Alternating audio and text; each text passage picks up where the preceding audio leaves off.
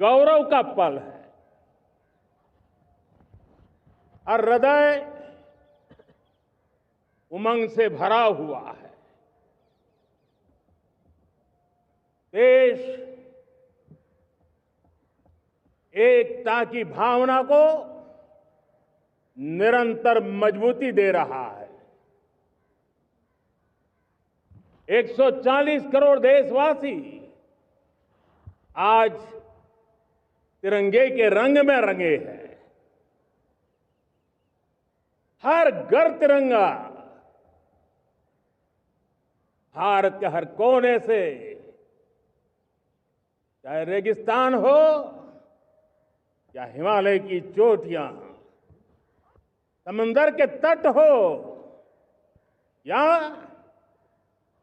घनी आबादी वाले क्षेत्र, हर तरफ से एक ही गुंज है, एक ही जयकारा है। हमारी प्राण से भी प्यारी मातृभूमि का जयगान है।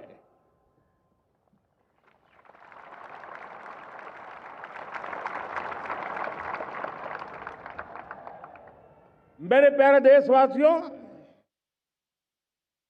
सन 47 में अनंत संभावनाओं के साथ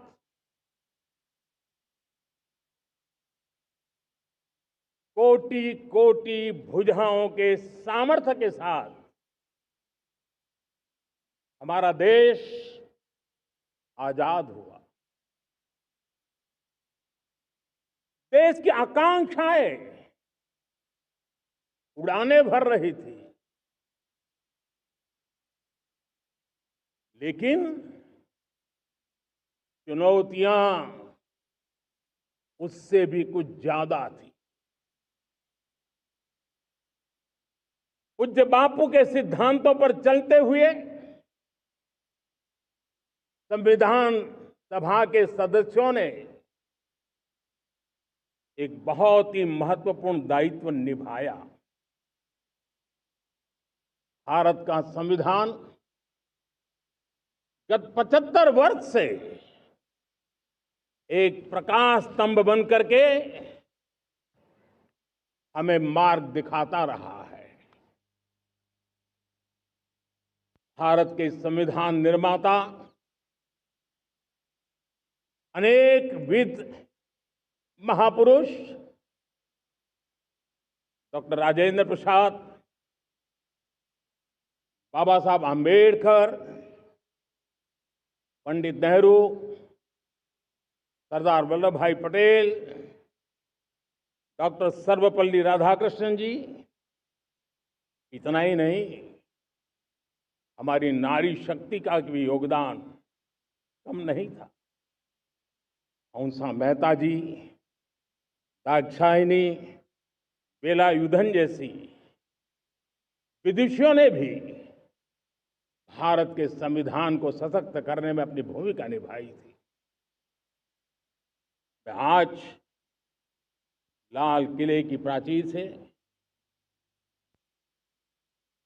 देश का मार्गदर्शन करने वाले, देश को दिशा देने वाला संविधान के निर्माताओं को आदरपूर्वक नमन करता हूं।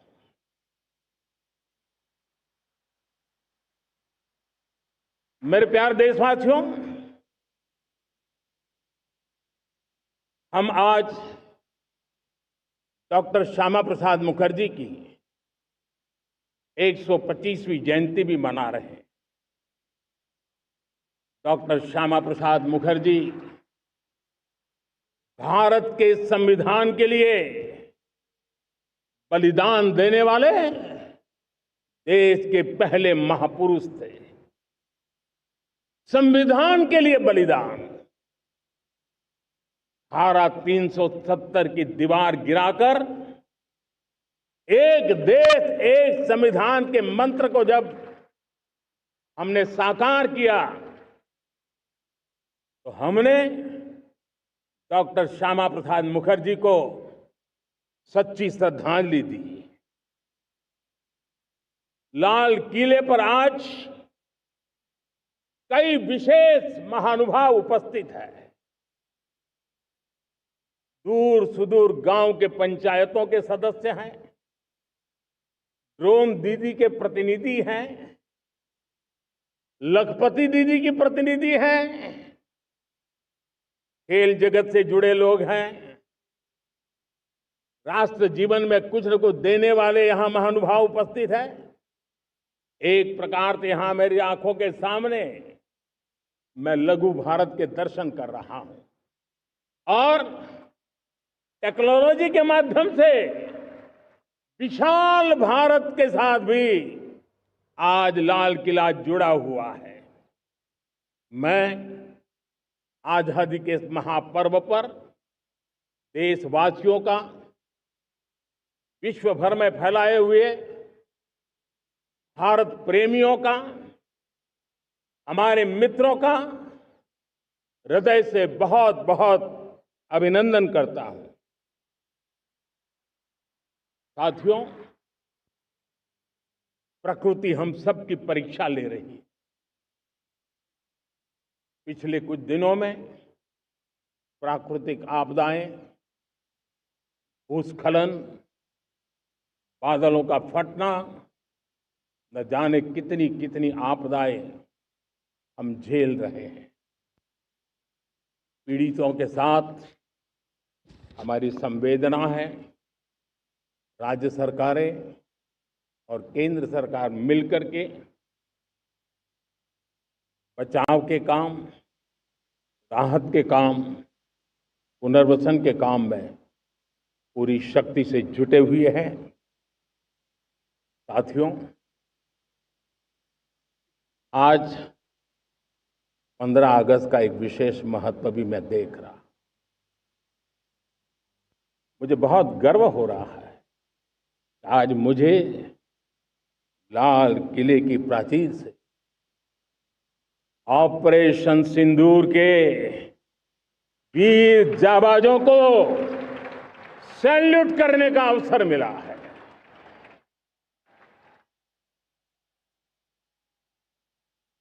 हमारे वीर जाबाज सैनिकों ने दुश्मनों को उनकी कल्पना से परे सजा दी है।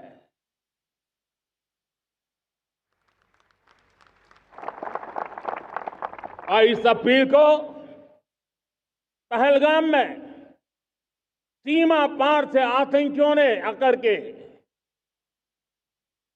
जिस प्रकार का कत्ले आम किया, धर्म पूछ पूछ करके लोगों को मारा गया। पत्नी के सामने पति को गोलियां दी, बच्चों के सामने अपने पिता को मौत के घाट उतार दिया गया। पूरा हिंदुस्तान आक्रोश से भरा हुआ था। पूरा विश्व भी इस प्रकार से संहार से चौंक गया था। मेरे प्यारे देशवासियों, ऑपरेशन सिंदूर उसी आक्रोश की अभिव्यक्ति है।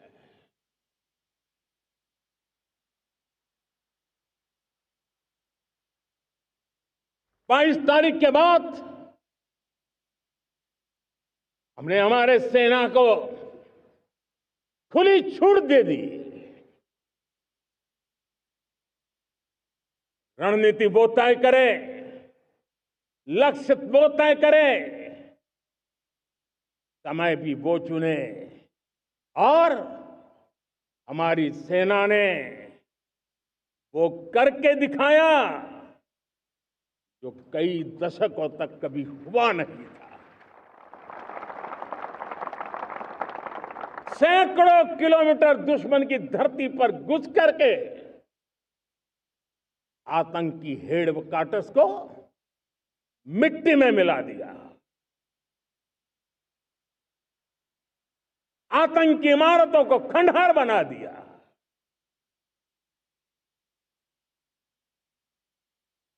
पाकिस्तान की नींद अभी भी उड़ी हुई है।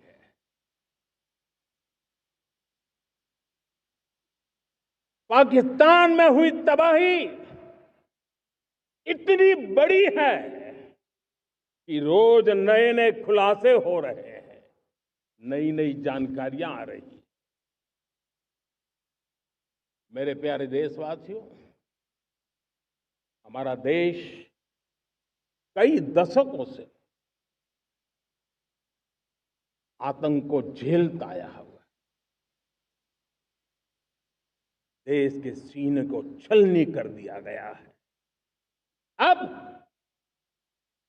हमने एक न्यू नॉर्मल प्रस्थापित किया।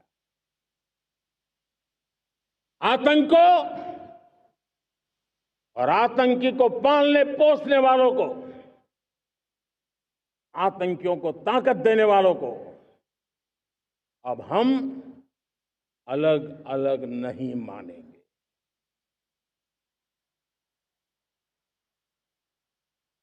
वो मानवता के समान दुश्मन है, उनके बीच कोई फर्क नहीं है। अब भारत ने तय कर लिया है कि न्यूक्लियर की धमकियों को अब हम सहने वाले नहीं हैं।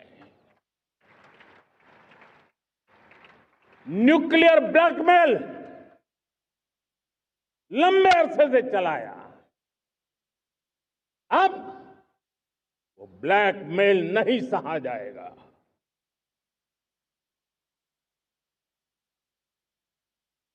आगे भी अगर दुश्मनों ने ये कोशिश जारी रखी, हमारी सेना तय करेगी। सेना की शर्तों पर, सेना जो समय निर्धारित करे उस समय पर, सेना जो तौर तरीके तय करे उस तौर तरीके से, सेना जो लक्ष्य तय करे उस लक्ष्य को अब हम अमल में ला करके रहने वाले हैं। हम मुंह तोड़ जवाब देंगे। मेरे प्यारे देशवासियों, भारत ने तय कर लिया है, खून और पानी एक साथ नहीं बहेंगे।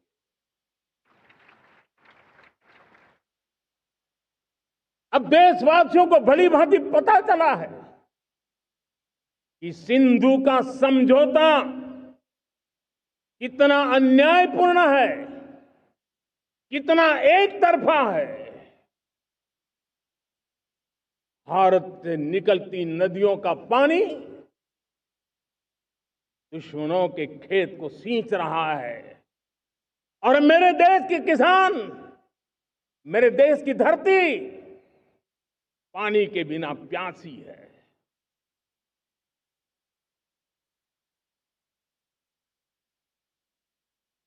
ये ऐसा समझौता था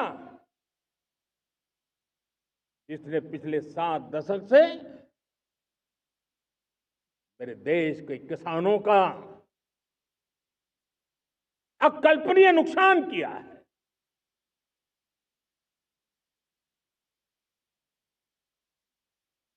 अब हिंदुस्तान के हक का जो पानी है उस पर अधिकार सिर्फ और सिर्फ हिंदुस्तान का है, हिंदुस्तान के किसानों का है। भारत कतई सिंधु समझौते को, उस स्वरूप को दशकों तक सहा है, उस स्वरूप को आगे नहीं सहा जाएगा। किसान हित में, राष्ट्र हित में ये समझौता हमें मंजूर नहीं है। मेरे प्यारे देशवासियों, आजादी के लिए असंख्य लोगों ने बलिदान दिए,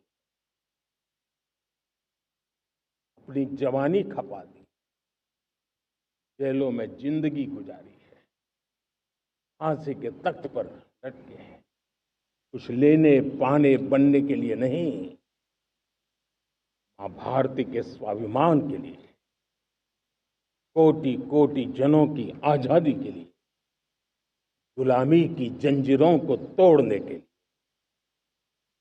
और मन में एक ही भाव था, स्वाभिमान। साथियों, गुलामी ने हमें निर्धन बना दिया, गुलामी ने हमें निर्भर भी बना दिया, औरों पर हमारी निर्भरता बढ़ती गई। हम सब जानते हैं, आजादी के बाद कोटि कोटि जनों के पेट भरना बड़ी चुनौती थी, लेकिन यही मेरे देश के किसान हैं जिन्होंने खून पसीना एक करके देश के अन्न के भंडार भर दिए।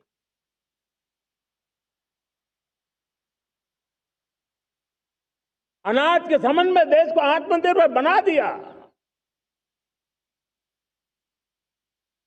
एक राष्ट्र के लिए आत्मसम्मान की सबसे बड़ी कसौटी आज भी उसकी आत्मनिर्भरता है। और मेरे प्यारे देशवासियों, विकसित भारत का आधार भी है आत्मनिर्भर भारत।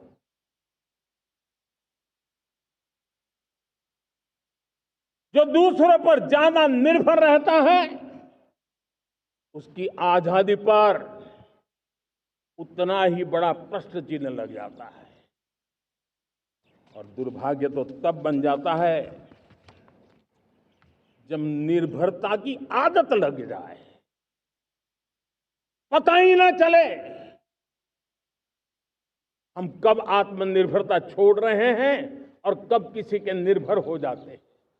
ये आदत खतरे से खाली नहीं है और इसलिए प्रति पल जागरूक रहना पड़ता है आत्मनिर्भर होने के लिए। और मेरे प्यारे देशवासियों, आत्मनिर्भरता का नाता सिर्फ आयात और निर्यात, रुपये, पैसे, पाउंड, डॉलर यहां तक सीमित नहीं है। इतना सीमित अर्थ उसका नहीं है। आत्मनिर्भरता का नाता हमारे सामर्थ्य से जुड़ा हुआ है। और जब आत्मनिर्भरता खत्म होने लगती है तो सामर्थ्य भी निरंतर क्षीण होता जाता है। और इसलिए हमारे सामर्थ्य को बचाए रखने, बनाए रखने और बढ़ाए रखने के लिए आत्मनिर्भर होना बहुत अनिवार्य है। साथियों, हमने ऑपरेशन सिंदूर में देखा है मेड इन इंडिया की कमाल क्या थी। दुश्मन को पता तक न चला कि कौन से शस्त्रास्त्र है, ये कौन सा सामर्थ्य है जो पलक भर में उनको नष्ट कर रहा है। सोचिए, अगर हम आत्मनिर्भर होते न होते तो क्या ऑपरेशन सिंदूर इतनी त्वरित गति से हम कर पाते? पता नहीं कौन सप्लाई देगा, नहीं देगा, साजो सामान मिलेगा, नहीं मिलेगा, इसी की चिंता बनी रहती। लेकिन हमें मेड इन इंडिया की शक्ति हमारे हाथ में थी, सेना के हाथ में थी। इसलिए बिना चिंता, बिना रुकावट, बिना हिचकिचाहट हमारी सेना अपना पराक्रम करती रही। और ये पिछले 10 साल से लगातार डिफेंस के क्षेत्र में आत्मनिर्भरता पर हम एक मिशन लेकर के चले हैं, उसके नतीजे आज नजर आ रहे हैं। साथियों, मैं एक और विषय पर आपका ध्यान आकर्षित करना चाहता हूं। ये बात से कोई इनकार नहीं कर सकता कि 21वीं सदी टेक्नोलॉजी ड्रिवन सेंचुरी है, और जब टेक्नोलॉजी ड्रिवन है और इतिहास की तरफ नजर करें तो पता है, इतिहास गवाह है, जिन जिन देशों ने टेक्नोलॉजी में महारत हासिल की, वो देश विकास की ऊंचाइयों को पार कर गए, शिखर पर पहुंच गए। आर्थिक शक्ति नए पैमाने पर पहुंचती गई। हम जब टेक्नोलॉजी के अलग अलग आयामों की बात करते हैं तो मैं आपका ध्यान आकर्षित करता हूं सेमीकंडक्टर्स पे। उदाहरण के तौर पे बताता हूं, मैं यहां लाल किले से किसी सरकार की आलोचना करने के लिए खड़ा नहीं हुआ और नहीं मैं करना चाहता, लेकिन देश की युवा पीढ़ी को जानकारी होना भी उतना जरूरी है।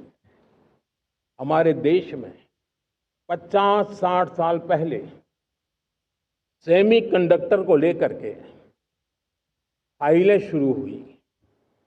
50-60 साल पहले फैक्ट्री का विचार चालू हुआ। आप मेरे नौजवानों जानकर के हैरान हो जाएंगे, आज सेमीकंडक्टर जो पूरी दुनिया की एक ताकत बन गया है, 50-60 साल पहले वो विचार, वो फाइलें अटक गई, लटक गई, अटक गई। सेमीकंडक्टर के विचार की ही भ्रूण हत्या हो गई। 50-60 साल गवा दी। हमारे बाद कई देश सेमीकंडक्टर में आज महारत हासिल करके दुनिया में अपनी ताकत को प्रस्थापित कर रहे हैं। साथियों, आज हमने उस बोझ से मुक्त होकर के मिशन मोड में सेमीकंडक्टर के काम को आगे बढ़ाया है। 6 अलग अलग सेमीकंडक्टर के यूनिट्स जमीन पर उतर रहे हैं। 4 नए यूनिट्स को हमने ऑलरेडी हरी झंडी दिखा दी है, ग्रीन सिग्नल दे दिया है। और देशवासियों और मेरे खास करके नौजवानों और विश्व भर में भारत की टेक्नोलॉजी की ताकत को समझने वाले लोगों को भी कहना चाहूंगा, इसी वर्ष के अंत तक मेड इन इंडिया, भारत की बनी हुई,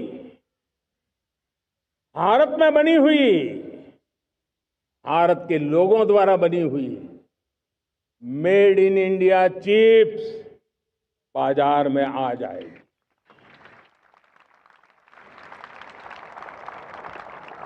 मैं दूसरा उदाहरण देना चाहता हूं।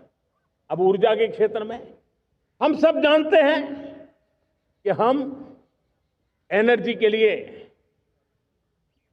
बहुत सारे देशों पर डिपेंडेंट है। पेट्रोल हो, डीजल हो, गैस हो, लाखों करोड़ रुपए हमें खर्च करके लाना पड़ता है। हमें इस संकट से देश को आत्मनिर्भर बनाना, ऊर्जा में आत्मनिर्भर बनाना बहुत जरूरी है। हमने बीड़ा उठाया और आज 11 वर्ष में सोलर एनर्जी 30 गुना बढ़ चुकी है। हम नए नए डैम बना रहे हैं ताकि हाइड्रो का विस्तार हो और हमें क्लीन एनर्जी की उपलब्ध हो। भारत मिशन ग्रीन हाइड्रोजन लेकर के आज हजारों करोड़ रुपए इन्वेस्ट कर रहा है। भविष्य की ऊर्जा को ध्यान में रख करके, ऊर्जा के क्षेत्रों को ध्यान में रख करके भारत न्यूक्लियर एनर्जी पर भी बहुत बड़े इनिशिएटिव ले रहा है। न्यूक्लियर एनर्जी में 10 नए न्यूक्लियर रिएक्टर तेजी से काम कर रहे हैं।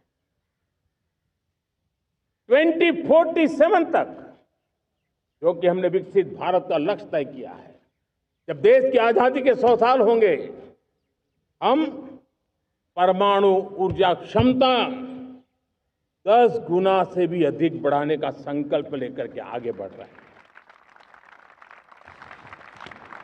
मेरे प्यारे देशवासियों, रिफॉर्म एक निरंतर प्रक्रिया है। समयानुकूल परिस्थिति के अनुसार रिफॉर्म करते जाना होता है। हम न्यूक्लियर एनर्जी के क्षेत्र में बहुत बड़े रिफॉर्म लेकर के आए। अब हमने प्राइवेट सेक्टर के लिए भी परमाणु ऊर्जा को उसके द्वार खोल दिए हैं। हम शक्ति को जोड़ना चाहते। मेरे प्यारे देशवासियों, दुनिया जब आज ग्लोबल वार्मिंग को लिए चिंता करती है, तब मैं विश्व को भी बताना चाहता हूं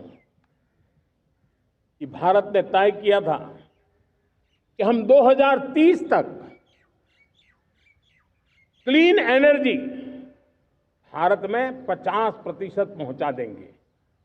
ये लक्ष्य हमारा 2030 तक था। मेरे देशवासियों का सामर्थ्य देखिए, मेरे देशवासियों की संकल्प शक्ति देखिए, मेरे देशवासियों को विकसित भारत बनाने का संकल्प को पूर्ण करने के लिए उनकी दौड़ देखिए। हमने जो लक्ष्य 2030 में तय किया था, वो 50% क्लीन एनर्जी का लक्ष्य 2025 में हमने कर लिया। 5 साल पहले हमने अचीव कर लिया, क्योंकि विश्व के प्रति भी हम उतने ही संवेदनशील हैं, प्रकृति के प्रति भी उतने ही हम जिम्मेवार लोग हैं। मेरे प्यारे देशवासियों, बजट का बहुत बड़ा हिस्सा ये पेट्रोल, डीजल, गैस, इन सबको लाने के लिए खर्च होता था। लाखों करोड़ रुपए चले जाते थे। अगर हम ऊर्जा में डिपेंडेंट न होते, तो वो धन मेरे देश के नौजवानों के भविष्य के लिए काम आता। वो धन मेरे देश के गरीबों को गरीबी के खिलाफ लड़ाई लड़ने में काम आता। वो धन मेरे देश के किसानों के कल्याण में काम आता। वो धन मेरे देश के गांव की परिस्थिति को पलटने के लिए काम आता। लेकिन हमें विदेशों को देना पड़ रहा।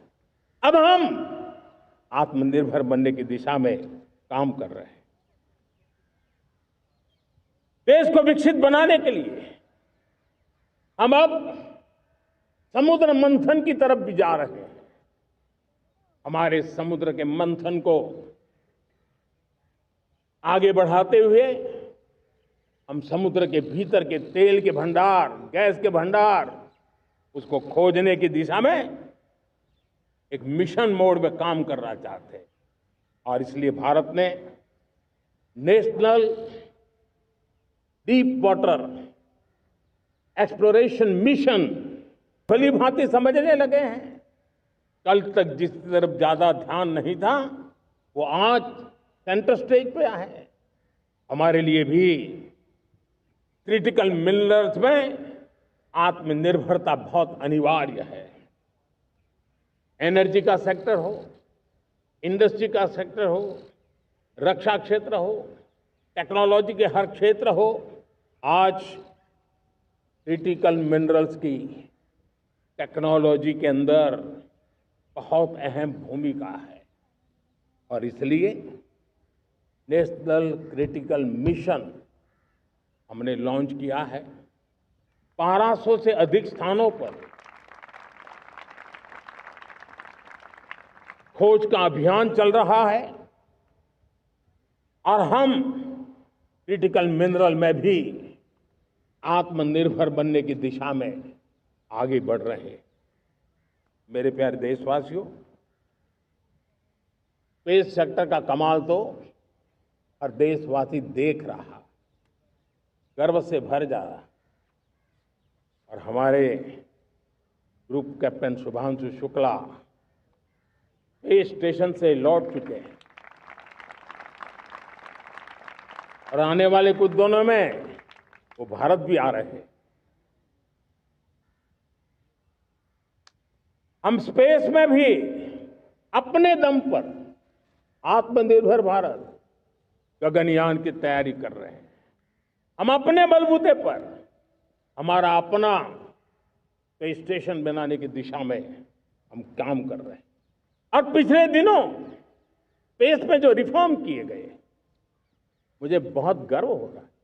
मेरे देश के 300 से ज्यादा स्टार्टअप्स आप सिर्फ और सिर्फ स्पेस सेक्टर में काम कर रहे हैं और उन 300 स्टार्टअप में हजारों नौजवान पूरे सामर्थ्य के साथ जुटे हैं।